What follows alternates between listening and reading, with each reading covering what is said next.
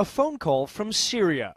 Opposition activist Musab al-Husseini is calling via Skype from the city of Homs, a major center of the Syrian protest movement. Musab, do you feel safe right now talking to me on the internet?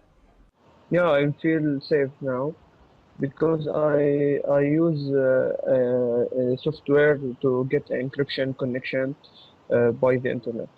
Husseini says he just installed Cyphone, an encrypted networking system that allows Husseini to circumvent Syrian government firewalls that block Skype.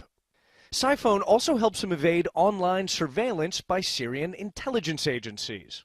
Canadian businessman Rafal Rahazinski's company designed Cyphone with funding from the U.S. State Department.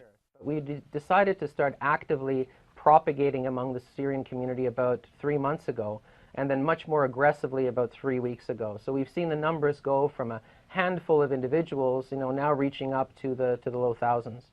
Cyphone is delivered to Syrian opposition members discreetly, either through text messages or emails that guide them to links where they can download the software. The government in Syria controls media and telecommunications networks and refuses to allow most foreign journalists into the country. So opposition activists use the internet to distribute images of the regime's deadly crackdown on demonstrators. But President Bashar al-Assad's security forces have also proven effective at tracking down dissidents using internet and cell phone surveillance. What makes it even more problematic, and something that I think needs to be elevated on the political agendas in both Europe and the United States, is that Western companies from America and from European member states are actually providing precisely the tools that Assad and his collaborators are using against people.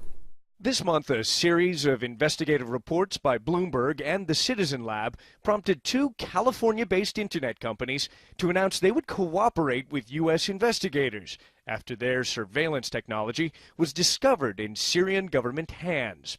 An Italian company, Aria SPA, announced it had frozen work on a new surveillance center in Damascus. But Damascus appears to have other weapons in its cyber arsenal. This month, the European Union slapped sanctions against 3 members of the hacker group known as the Syrian Electronic Army.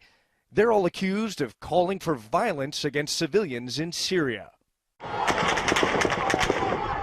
Musab al-Husseini, the Skype caller in Syria, knows this violence only too well.